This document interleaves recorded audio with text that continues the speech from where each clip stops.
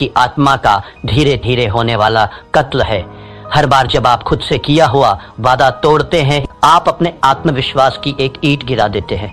एक समय ऐसा आता है जब आप खुद पर विश्वास करना ही बंद कर देते हैं। अब जरा अपनी नजर घुमाइए और उन 3% लोगों को देखिए, क्या वे हमसे अलग मिट्टी के बने हैं? क्या एलन मस्क या बिल गेट्स के पास 24 घंटे से ज्यादा का समय है? बिल्कुल नहीं।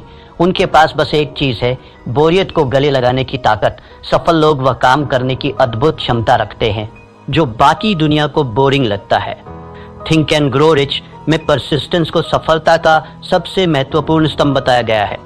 हिल कहते थे कि इच्छा वह बीज है, लेकिन परसिस्टेंस वो पानी है जिसके बिना वह बीज कभी विशाल वृक्ष नहीं बन सकता। ये 3% लोग जानते हैं कि प्रेरणा एक धोखा है।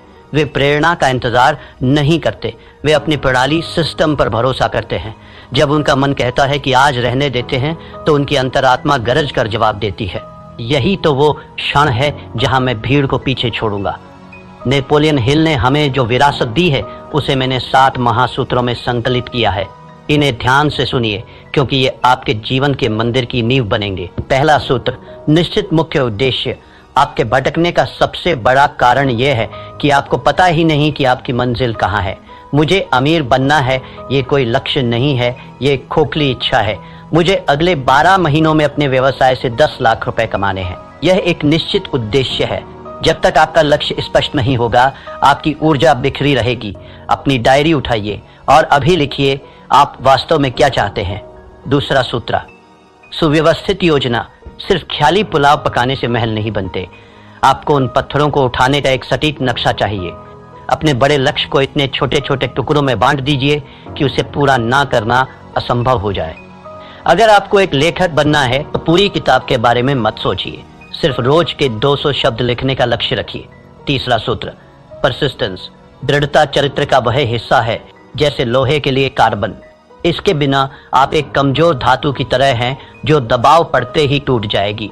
जब असफलता आपके दरवाजे पर दस्तक दे, तो उसे हार मत समझिए, उसे एक कठिन गुरु मानिए जो आपको अगले स्तर के लिए तैयार कर रहा है। चौथा सूत्र, द मास्टरमाइंड ग्रुप।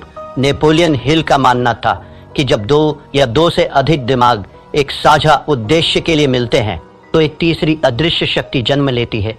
अकेले चलना महानता की निशानी नहीं है। ऐसे लोगों के साथ जुड़िए जो आपसे बेहतर हों, जो आपको ऊपर खींच सके। पांचवा सूत्र, सबकॉन्शियस माइंड की शक्ति। आपका दिमाग एक उपजाऊ जमीन की तरह है। यदि आप इसमें सफलता और निरंतरता के बीज नहीं बोएंगे, तो जंगली घास अपने आप उगाएगी। रोज सोने से पहले अपने लक्ष्य को दोहराइए, उसे महसूस कीजिए जैसे वह सच हो चुका हो। छठा सूत्र, क्विक डिसीजन मेकिंग। सफल लोग निर्णय जल्दी लेते हैं और उन्हें बदलते बहुत धीरे हैं, जबकि असफल लोग निर्णय लेने में हफ्तों लगा देते हैं और उन्हें बदलने में चंद सेकंड। टाल मटोल आपके समय का चोर है, इसे अभी मार दीजिए।